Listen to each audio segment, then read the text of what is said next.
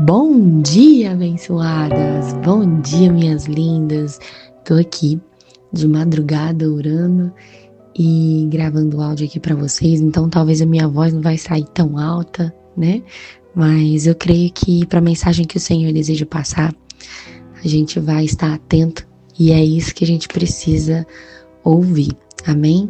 Então vamos, nesse momento, aquietar a nossa mente, aquietar o nosso coração para que a gente possa ouvir a voz do Pai, que a gente possa chamar Ele para estar conosco à mesa. Então já pegue seu café, já pegue sua Bíblia, já vamos falar com o nosso Pai nesse momento. E a gente sabe que o nosso Pai, Ele é todo-poderoso, Deus, Ele é todo-poderoso, mas Ele também é o nosso Pai. Então, essa referência, a gente fazer reverência, na realidade, à presença dEle, a gente se ajoelhar, a gente fechar os olhos e orar, pedir para que Ele esteja conosco, é algo que a gente demonstra o nosso amor, o nosso respeito, a nossa honra, a nossa obediência a Ele, que a gente possa entregar não apenas o nosso dia, mas toda a nossa semana, não apenas a nossa vida, mas de todos aqueles que estão à nossa volta, amém?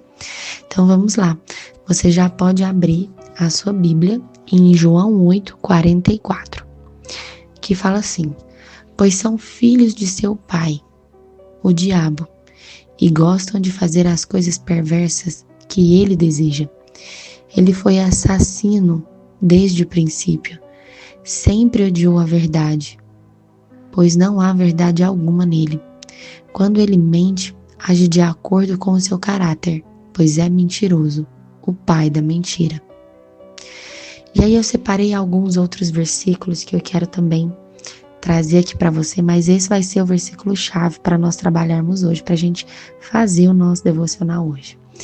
Em Êxodo 20:16 está escrito assim: não dirás falso testemunho contra o seu próximo.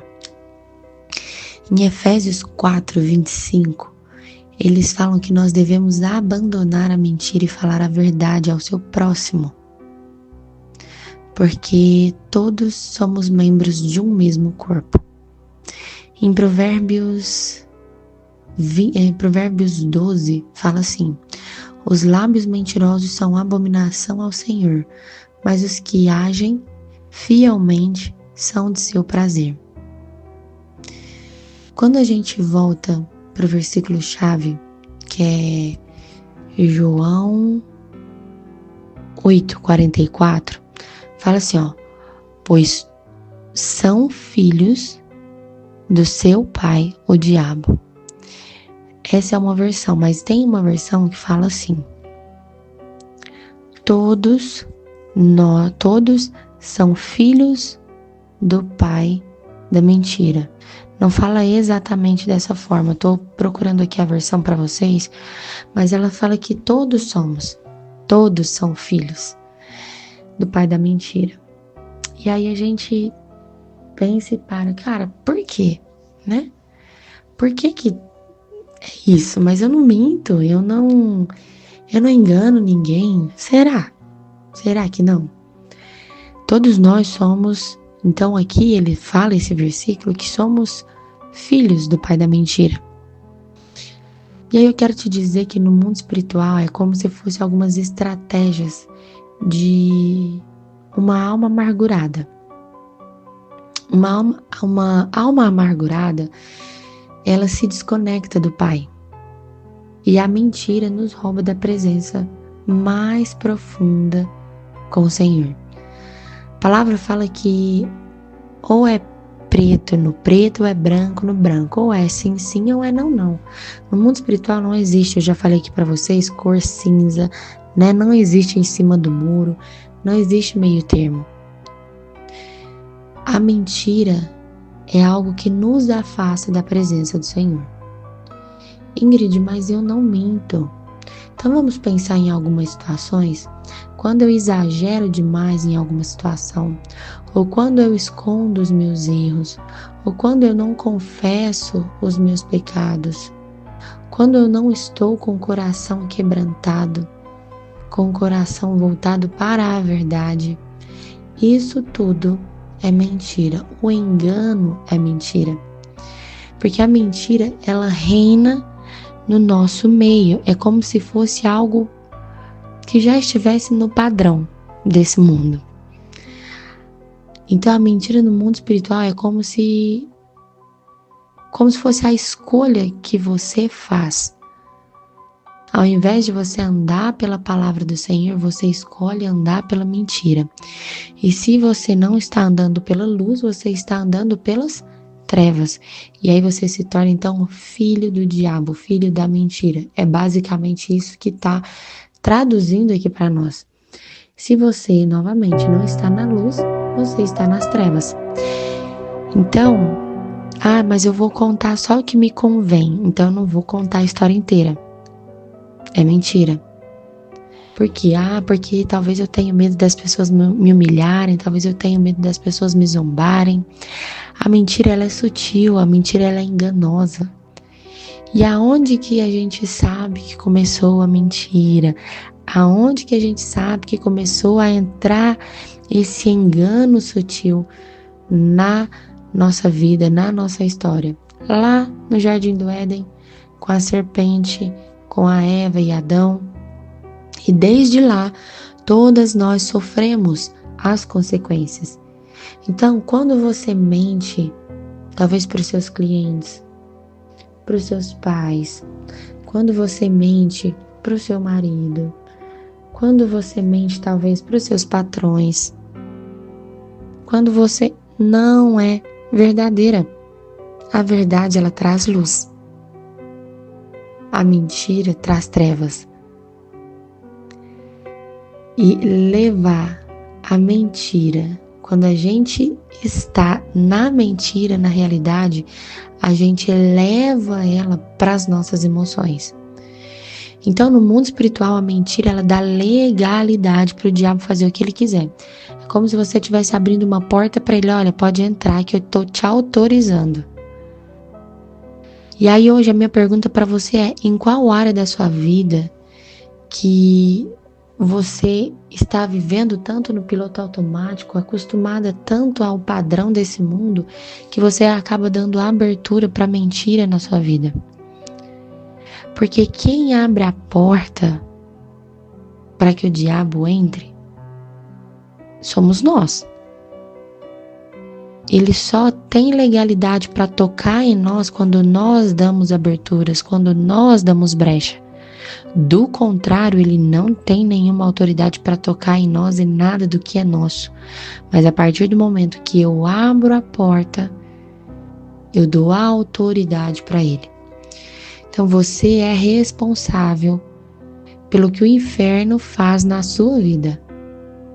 E aí a minha pergunta para você é, qual que é a área da sua vida que o diabo hoje está tocando?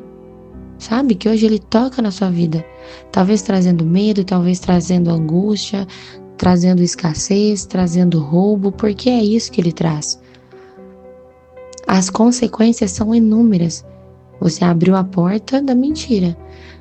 Mas a partir do momento que você abriu essa porta, ele entra e ele faz o que ele quer. Então ele traz medo, ele traz angústia, ele te tira do propósito, ele te rouba seus relacionamentos, coloca pessoas que possam estar te enganando no meio do caminho, traz escassez para sua vida. E aí eu quero te falar que quanto mais ferida estiver a nossa alma, mais a mentira faz parte da nossa vida. Porque desde quando nós somos crianças, nós aprendemos a mentir para se sentir admirada, para fazer parte de um grupo, para se sentir pertencente. E aí a gente começa a falar coisas ali na infância que não são reais. Então a mentira ela é uma estratégia para suprir uma necessidade que, de certa forma, você não tem. É como se você estivesse vendendo uma imagem sua para o seu marido, mas que não fosse a verdadeira. Você vendeu uma imagem para talvez ele ter um emprego, mas essa não é a verdadeira. Você vendeu uma imagem para pertencer a um grupo social, mas essa não é a verdadeira. Então você já vem mentindo desde lá de trás. Mas por quê? Porque você precisa ser aceita pelo seu marido, ser aceita no emprego, ser aceita, né, a pertencer a um grupo social. Então a gente fica sustentando uma imagem que talvez você lutou tanto para ter, mas que pesa e que traz tanta destruição para a nossa vida. Porque a mentira, ela pode te proteger de não ser comparada, ela pode te proteger de não ser rejeitada, mas ela traz destruição. Ela traz destruição não apenas para você, mas a todos que estão à sua volta e para a sua geração. Então, a mentira, ela te traz o prazer de ser aceito. Ela ajuda no desprazer, né, de ser rejeitado ali. Então, de certa forma, a gente acha que a mentira é algo bom. Só que a gente não consegue enxergar as consequências que ela traz. E emocionalmente, a mentira, ela te rouba a capacidade de mudar. Ela destrói a sua consciência.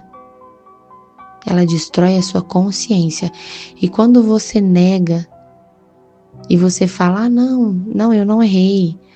Quando você omite um pecado, quando você nega os seus fracassos, quando você nega que fez escolhas ruins, quando você nega que foi grosseira, que foi arrogante, que destruiu a sua família ou quase destruiu, quando você nega que foi irresponsável com seu dinheiro e por isso hoje talvez está passando dificuldade financeira na sua casa.